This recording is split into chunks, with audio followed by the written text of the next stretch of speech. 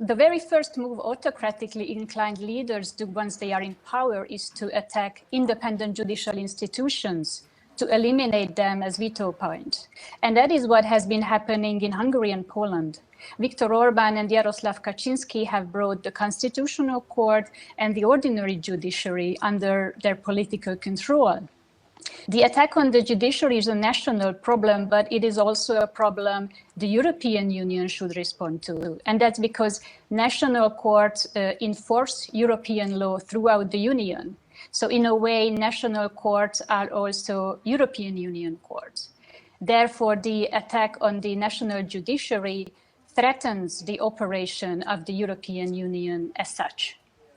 Now, the European Union has not been able to stop the attack so far on the judiciary, first because the European Union leaders were surprised at these attacks. So they, in a way, they were unprepared.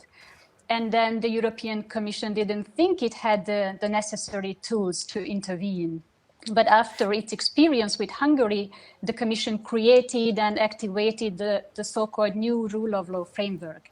And within this framework, the Commission brought 4 cases against Poland to the Court of Justice. The latest was about 2 weeks ago, and it concerned the so-called muzzle law. The muzzle law prevents judges from directly applying European Union law protecting judicial independence. And as its name suggests, the law also prevents judges from criticizing authorities at the risk of being sent for disciplinary action.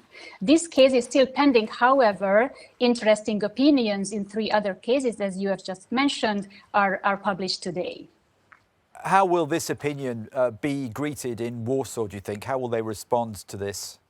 We are talking about the opinions of Advocate General Pikame and Tanchev in 3 preliminary rulings.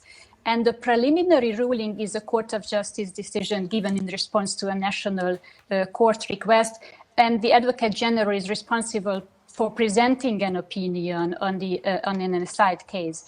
There is a Hungarian case in which the judge asks basically, am I, as a judge, being part of the Hungarian judicial system, independent? And for this question, a disciplinary proceeding was initiated against him in Hungary. And in the Polish case you just mentioned, the status of those appointed to the Supreme Court based on an unlawful procedure and the so-called disciplinary and extraordinary chambers of the Supreme Court was the topic. The current administration set up these bodies, and they de facto control the judiciary in Poland.